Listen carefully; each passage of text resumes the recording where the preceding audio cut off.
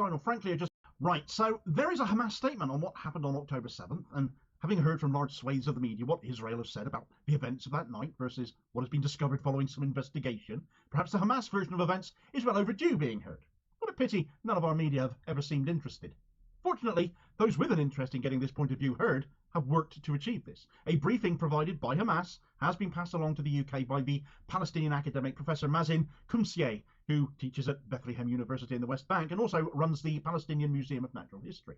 Now, having passed this briefing on to a Palestinian rights activist in the UK, Flavio Centofanti, they have in turn passed it on to Squawkbox, who have reproduced the briefing in full in what is a UK exclusive, sad to say, when surely journalism is about exposing the truth, and that requires viewpoints from both sides of these atrocities in order to ascertain.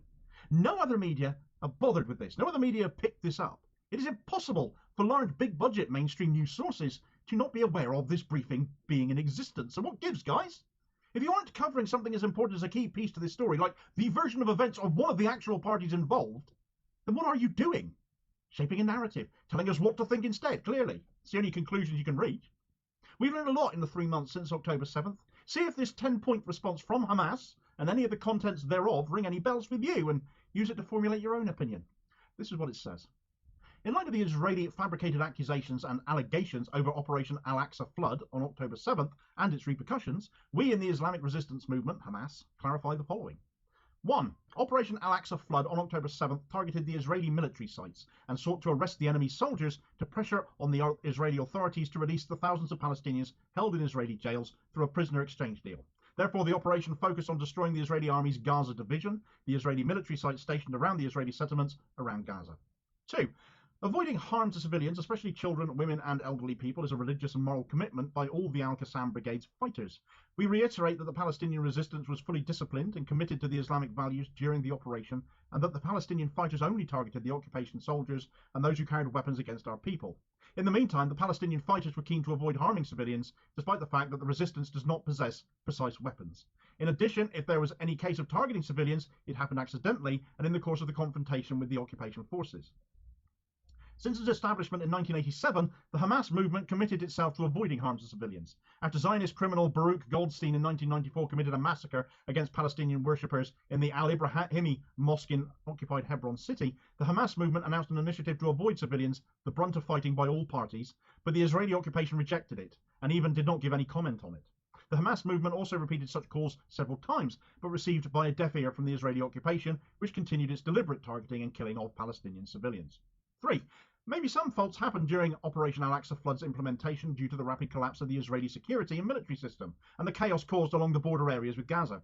As attested by many, the Hamas movement dealt in a positive and kind manner with all civilians who have been held in Gaza and sought from the earliest days of the aggression to release them.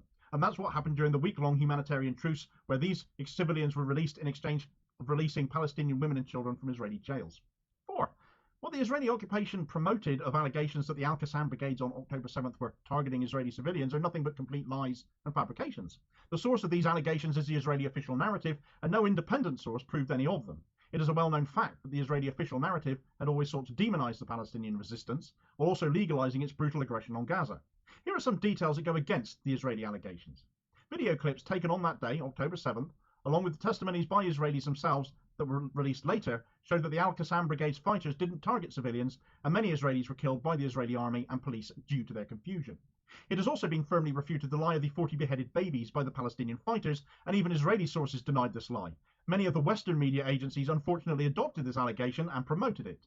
The suggestion that the Palestinian fighters committed rape against Israeli women was fully denied, including by the Hamas movement.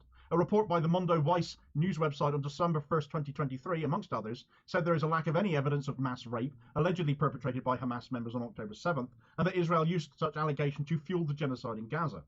According to 2 reports by the Israeli Yedioth Aharonot newspaper on October 10th and the Haaretz newspaper on November 18th, many Israeli civilians were killed by an Israeli military helicopter, especially those who were in the Nova Music Festival near Gaza, where 364 Israeli civilians were killed. The 2 reports said the Hamas fighters reached the area of the festival without any prior knowledge of the festival, where the Israeli helicopter opened fire on both the Hamas fighters and the participants in the festival. The Yedioth Aharonot also said the Israeli army, to prevent further infiltrations from Gaza and to prevent any Israelis being arrested by the Palestinian fighters, struck over 300 targets in areas surrounding the Gaza Strip. Other Israeli testimonies confirmed that the Israeli army raids and soldiers' operations killed many Israeli captives and their captors. The Israeli occupation army bombed the houses in the Israeli settlements where Palestinian fighters and Israelis were inside in a clear application of the Israeli army notorious Hannibal directive, which clearly says that better a dead civilian hostage or soldier than taken alive, to avoid engaging in a prisoner swap with the Palestinian resistance. Furthermore, the occupation authorities revised the number of their killed soldiers and civilians from 1,400 to 1,200 after finding that 200 burnt corpses had belonged to the Palestinian fighters who were killed and mixed with Israeli corpses. This means that the one who killed the fighters is the one who killed the Israelis, knowing that only the Israeli army possesses military planes that killed, burned and destroyed Israeli areas on October 7th. The Israeli heavy aerial raids across Gaza that led to the death of nearly 60 Israeli captives also prove that the Israeli occupation does not care about the life of their captives in Gaza. 5. It is also a matter of fact that a number of Israeli settlers in settlements around Gaza were armed and clashes with Palestinian fighters on October 7th. Those settlers were registered as civilians, while the fact is they were armed men fighting alongside the Israeli army. 6. When speaking about Israeli civilians, it must be known that conscription applies to all Israelis above the age of 18. Males who serve 32 months of military service and females who serve 24 months, where all can carry and use arms. This is based on the Israeli security theory of an armed people, which turned the Israeli entity into an army with a country attached. 7. The brutal killing of civilians is a systematic approach of the Israeli entity, and one of the means to humiliate the Palestinian people. The mass killing of Palestinians in Gaza is a clear evidence of such approach. 8. The Al Jazeera news channel said in a documentary that in 1 month of the Israeli aggression on Gaza, the daily average killing of Palestinian children in Gaza was 136, while the average of children killing in Ukraine in the course of the Russian-Ukrainian war was 1 child every day. 9.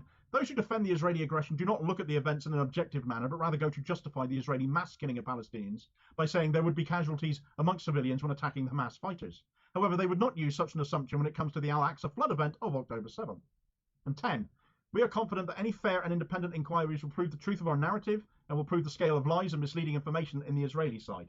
This also includes the Israeli allegations regarding the hospitals in Gaza, that the Palestinian resistance used them as command centres, an allegation that was not proven and was refuted by reports of many Western press agencies. So their plan was called Operation Al-Aqsa Flood, and it was a deliberate targeting of Israeli military sites. There are military garrisons in all of the kibbutzes surrounding Gaza, and indeed we know some of the hostages taken were soldiers, such as 2 of the 3 who were killed allegedly by poison gas attacks by Israel. Other hostages certainly were not hostages, though. Hostages were sought to exchange for those Israel is keeping in prison, a factor not covered nearly enough by our mainstream media. But Israel hold captive in their jails many more Palestinian hostages than Hamas holds Israeli ones. The Hannibal directives are there to prevent these deals, Israel preferring to kill their own people than release Palestinians they are holding themselves. And after Netanyahu kiboshed a cabinet-agreed negotiation for hostages with Hamas from just last week, it again reinforces the ongoing belief that Netanyahu does not value Israeli lives. Israeli prisoners released have attested to being well looked after, as stated here as well, which cannot be said of Palestinian hostages released by Israel, who have made many claims of being abused while in captivity. Hamas also, unlike Israel, have held their hands up to having potentially made mistakes here. They don't directly admit them, but they do say that they're possible. Of course, independent investigation is required, and they welcome that. So this is not the response of a group seeking to absolve itself entirely of any fault here. We know there were Israeli helicopter attacks on people fleeing the Nova Music Festival. We've seen footage of that on social media. They mention the Israeli news outlets also corroborating that. And they talk about the ongoing examples that demonstrate an apparent indifference to the lives of Israeli hostages. The death toll of civilians in Gaza also speaks to an attitude of life being cheap, as long as they take a few Hamas operatives out as well. I could pick out more from this, but I'd rather you think about that and perhaps reread it or re-listen to it. You've seen the news stories covered. I've covered a lot of them, but there's scores that I haven't that are reflected in this statement too. But the thing that stood out most for me was that this was just a far more honest appraisal of what went down and what has happened since than anything Israel has actually issued. Any of their so-called evidence has proven so often haven't been completely debunked as a pack of lies. Now, I am not sitting here extolling the virtues of one side over the other. I am going to great lengths to try and avoid doing that, because innocent lives have been lost on both sides here. Who is to blame for what has to be investigated. A ceasefire is what we need to see. But the fact there is almost certainly guilt to one extent or another on both sides does not preclude the fact Gaza is occupied territory, or that those attacking it are the ones holding it under occupation and are now committing a genocide there. Those being genocided have every right to oppose that occupation. There is a definite question of scale of atrocity here, though, and that scale must be reflected in the consequences that follow these events when they eventually end, and they must end. Too much innocent life is still being lost. We need a ceasefire. We need leaders prepared to call for one, and we need a two-state solution whether Israel wants that or not.